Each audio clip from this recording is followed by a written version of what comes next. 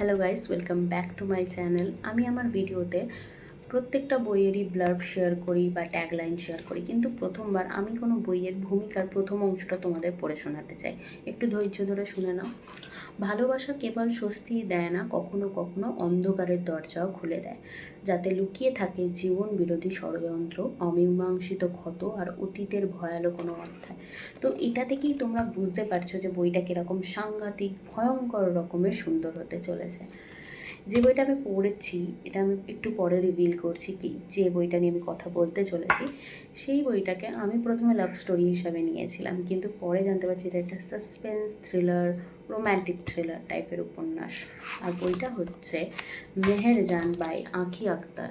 এই বইটা আমাকে আমার বোন বার্থডেতে গিফট করেছিল এবং কালকে এই বইটা পড়া স্টার্ট করেছি, আজকে দুপুরের মধ্যেই শেষ করে ফেলেছি। বইটার ট্যাগলাইনটা হচ্ছে, ব্যথা বোঝার মানুষই যদি ব্যথার উৎস হয়, তবে আমি আমার এই অসহায়ত্ব কাকে দেখাবো। আর বইটার ব্লার্বটা হচ্ছে, হ্যারিকেনের মিটিমিটি আলোয় দুজন মানুষ বসে আছে এক অপার্থিব নৈশব্দে। আকাশটা আজ অন্যরকম, কালো ক্যানভাসে অজস্র তারা ঝিকিমিকি করছে, যেন উৎসবে মেতেছে। তারা ভরা আকাশের মতোই তাদের সম্পর্কও কি পূর্ণ, নাকি কোথাও একটা অজানা শূন্যতা লুকিয়ে আছে। নীরবতা ভেঙে মেহরাব তার প্রাণপ্রিয় স্ত্রীর দিকে তাকিয়ে বলল, মেহের, একটা সোজাসাপটা সত্য কথা বলি। তুমি আমার জীবনের সবচেয়ে সুন্দর সিদ্ধান্ত। মেহের চুপ করে শুনে মনের গহীনে কোথাও একটা ভয় জেগে ওঠে। ভালোবাসা যেমন সুন্দর তেমনই রহস্যময়। মানুষটা হুট করেই যেন তার জীবনে কলঙ্ক হয়ে এসে ফুল হয়ে ঝরে পড়ল। এক জীবনে মানুষের যেমন কত শত চাওয়া, তেমনই না পাওয়ারও শেষ থাকে না। মানুষের মায়া বড্ড খারাপ। মায়া এক কলঙ্কের নাম, একবার লেগে গেলে আর মোছা যায় না। মায়া মানুষকে ধ্বংস করে, আজীবন পোড়ায়। তবুও জীবনের নানা ঘাত প্রতিঘাত পেরিয়ে দিন শেষে ঠকে যাওয়া মানুষগুলো কাউকে না কাউকে মন উজাড় করে ভালোবাসে, যা কোনো কিছুর বিনিময়ে হারাতে চায় না। তো এটা থেকেই বুঝতে পারছো আমরা এই উপন্যাসটার মধ্যে মেহরাব আর মেহেরের ভালোবাসার যে জার্নিটা সেটা জানো। কিন্তু এই বইটাতে যেমন আর 5টা বাংলাদেশি উপন্যাসে থাকে, এখানেও অনেক আরও পারিপার্শ্বিক চরিত্রের কথা বলা হয়েছে, এবং সেগুলো পড়তে পড়তে আমি ফার্স্ট হাফটা না পুরো বিরক্ত হয়ে গেছিলাম। যে আমার মনে হচ্ছিল যে অন্যান্য বইয়ের মতনই এখানে অতিরিক্ত পারিপার্শ্বিক চরিত্রগুলোকে বেশি ড্র্যাগ করা হচ্ছে, বেশি বলা হচ্ছে, মেন স্টোরি থেকে হটে যাচ্ছে, এরকম একটা মনোভাব আমার তৈরি হয়েছিল। কিন্তু যখন ফার্স্ট হাফটা পেরোলো, যখন স্টোরিটার মেন পয়েন্ট আমি ধরতে পারলাম, তখন বুঝলাম যে আমি কতটা ভুল ছিলাম। এই বিল্ড আপটা দরকার ছিল লাস্টের ধাক্কাটা নেওয়ার জন্য। সেটা আমি বলবো না, এতটা বলে দিলে তো বইটা পড়ারই মজাটা তোমাদের চলে যাবে। যাই হোক, এখানে বইটা শুরুই হচ্ছে হুমায়রা নামক একটি মেয়েকে দিয়ে। তার জীবনের সবচেয়ে কালো দিনটা শুরুটা দিয়েই শুরু হচ্ছে, সেটা হচ্ছে তার বিয়ের দিন।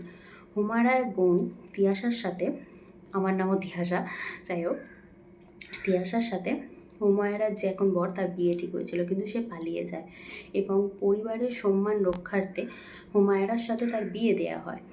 এবং সেই বিয়ের দিনই সেই পাত্র হার্ট অ্যাটাকে মারা যায় এবং হুমায়রা বিধবা হয়ে যায়। পরবর্তীকালে এই হুমায়রার সাথেই মেহরাবের বিয়ে ঠিক হয়, কিন্তু বিয়ে তো হয় না, কারণ মেহরাবের সাথে বিয়ে হয় মেহেরের, এবং সেই বিয়েটাও কী করে নাম নেয়, পরিণতি পায়।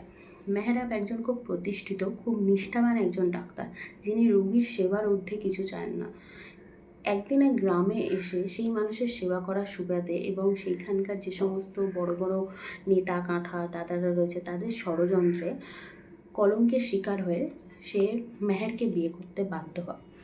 এবং এর পাশাপাশি আরও অনেক কিছু উঠে আসে এই বইয়ের মধ্যে, যেগুলো আমি বলে দিলে পুরো গল্পটা মাটি হয়ে যাবে, তোমাদের পড়ার মনটাই নষ্ট হয়ে যাবে। কিন্তু স্পয়লার আমি দুটো দিয়ে দিচ্ছি, স্টোরিটার মধ্যেই আছে। এই মেহরাব চৌধুরীর বাড়িতেও রহস্য লুকিয়ে রয়েছে। এই চৌধুরী বাড়ির বড় মেয়ে নিখোঁজ। সেই বড় মেয়ের ডায়েরিটা হুট করে একদিন মেহের পেয়ে যায়, এবং সেই ডায়েরিতে এমন কিছু লেখা আছে যেগুলো মেহেরের মনে প্রশ্ন জাগায়। এবার কথা হচ্ছে, এই ডায়েরিটা মেহেরকে কে পৌঁছে দিল? ওই বাড়িতেই একজন লেখক থাকতেন, তিনিও একদিন চলে যান। তিনি কি জানতেন ওই বাড়ির বড় মেয়ের সাথে কী হয়েছে? এটা আমার মনে হয় যে উনি এই ডায়েরিটা মেহেরকে পড়িয়েছিলেন, কারণ লেখিকা এই বইতে কোনো আনসার দেননি। এছাড়া আরও অনেক কিছু আছে যেগুলো তোমরা এই বইটা থেকে পড়লে জানতে পারবে। এই বইটা পড়লে কিছুটা পদ্মজার মতো ভাইব দেবে তোমাদের।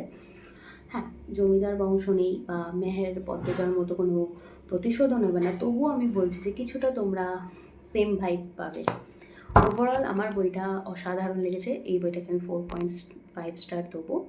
মানে আমি প্রথম থেকে যখন বইটা পড়ছিলাম আমি বুঝে উঠতে পারছিলাম যে এই বইটা কোন দিকে যাবে, কিন্তু শেষে যখন ক্লাইম্যাক্সটা হিট করলো আমি কী পড়লাম, এটা এরকম টাইপের আমার এক্সপ্রেশন। তো অসম্ভব সুন্দর একটা উপন্যাস, এত ছোট হয়েও। এটা এমআরপি হচ্ছে 360 টাকা। তোমরা 210 কি 220-তে বা 230-এ কলেজ স্ট্রিটে বা অন্যান্য যেসব সাইটে বাংলাদেশি উপন্যাস বিক্রি হচ্ছে সেখানে এই বইটা পেয়ে যাবে। এটা নবকথন পাবলিকেশনের তরফ থেকে। মিশো এখনও অবধি অ্যাভেলেবেল নেই। আর আমার মতে বলে তোমরা সাইট থেকেও কেনো, তাহলে অরিজিনাল পেয়ে যাবে, আর এর সাথে এরকম বুকমার্কও ফ্রি পাবে। কারণ মিশোতে অরিজিনাল বই দিলেও অনেক সময় অরিজিনাল বইয়ের সাথে বুকমার্কগুলো আসছে না, অন্য বুকমার্ক আসছে।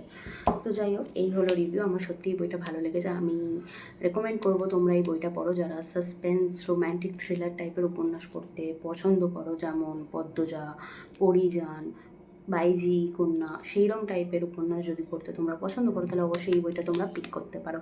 তো এই ভিডিওটা ভালো লাগলে অবশ্যই like, share, subscribe and comment করে দিও। দেখা হচ্ছে নেক্সট ভিডিওতে। টাটা।